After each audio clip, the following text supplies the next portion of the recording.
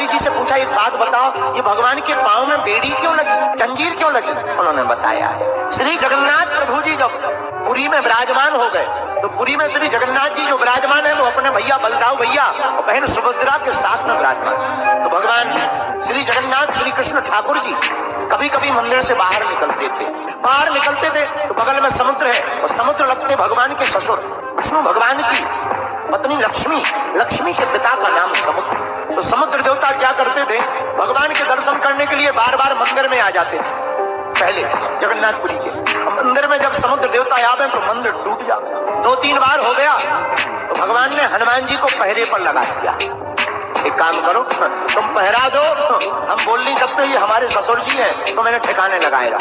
हनुमान जी मुक्कर लेकर खड़े हो गए। सावधान, अब अगर मंदिर की तरफ बढ़े तो तुम्हें याद है हमारे प्रभु राम जी ने बाण मारा था, तुम्हारा बीपी हाई हो गया था। हनुमान जी मुक्कर लेकर खड़े हो गए और समुद्र को डांट डपट करके बोले, आज के बाद मंदिर के अंदर मत जाना। समुद्र सावधान हो गया, लेकिन एक दिन फिर से समुद्र मंदिर में घुस गया। मंदिर में घुस गया, तबाही मच गई। भगवान ने कहा कि हनुमान जी कहाँ हैं? पता लगा हनुमान जी तो अयोध्या में हैं। आप अयोध्या क्यों गए? हनुमान जी बोले, प्रभु पुराना माने तो एक बात बताएं। बोले हाँ। बोले आपने यहाँ एकदम महाप्रसाद चावल खवाया जाए और हमें प्रिय है लड्डू, चावल में हमारा पेट नहीं भरता, हमें प्रिय लड्डू है, इसलिए प्रभु क्षमा करो, हम यहाँ नहीं रह पाएंगे, हमें सुबह शाम ड्यूटी दी जाए ताकि हम वहाँ चले जाएं। भगवान ठाकुर जी श्री जगन्नाथ जी बोले, नहीं ऐसा नहीं होगा, आप अयोध्या नहीं जाएंगे। आप अयोध्या जाते हैं, यहाँ मंदिर में समुद्र आ जाता है, आप यहीं पर खड़े रहो, हम तुम्हें एक लड्डू का थाल देते हैं, ये लड्डू कभी खत्म नहीं होंगे, जब मन हुआ करे तब पा लिया करो। तो जो श्री बेड़ी वाले हनुमान जी का मंदिर है, उनके हाथ में लड्डुओं का थाल आज भी है मूर्ति में है।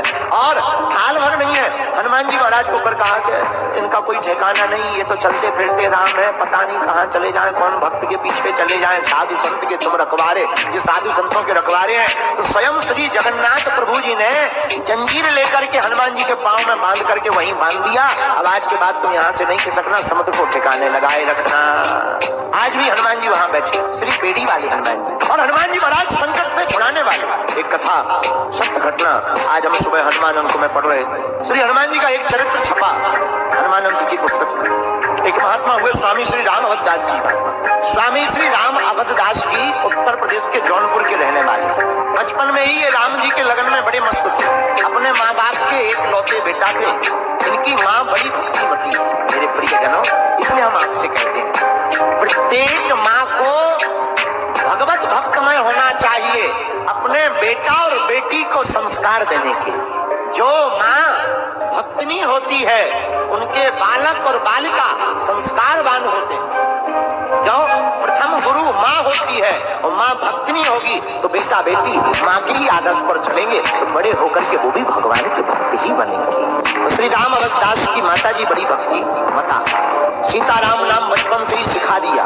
एक बार की बात है, रात के समय पति चले गए बाहर गांव, अकेली थी, बेटा छोटा था 8 साल का। बेटा का नाम राम अवधदास। दोनों पलंग पर लेटे, गर्मियों का समय, जून की गर्मी में भयंकर ताप, तो घर के आंगन में पलंग बिछा करके लेट गए, दरवाजा खुला छोड़ दिए ताकि हवा आती रहे। और माँ अपने बालक को रात के समय पड़े पड़े हनुमान जी का चरित्र सुना रही थी। मेरे प्रिय जनों, गर्मी का महीना, खुले के बाद 10-15 डकैत, पुराने जमाने में डाकू बहुत होते, सत्य घटना बता रहे आपको, 10-15 डकैत डाकू हाथ में लाठी लेकर घुस गए। जहां घुस गए, ये कथा सुना रही थी कि हनुमान जी ने लंका में आग लगाई। उनको सब बात बता रहे हैं। कथा कहती है जैसे ही डकैत चोर अंदर आए तो माता जी देख करके डर गई, कांपने लगी। तो बेटा बोला, माँ क्या बात है, तुम चुप क्यों हो गई? अब बताओगे हनुमान जी ने लंका कैसे जलाई?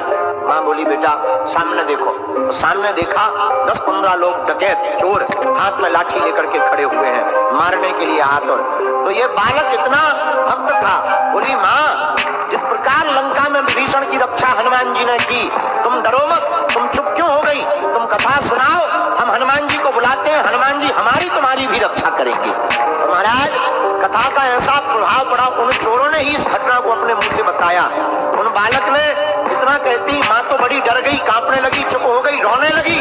लेकिन बालक पड़ा पड़ा खाट पर उठ करके बैठ गया और श्री राम अवधदास जी 8 वर्ष के बालक ने दोनों हाथ उठाकर कहा, ओ हनुमान जी, ए हनुमान जी,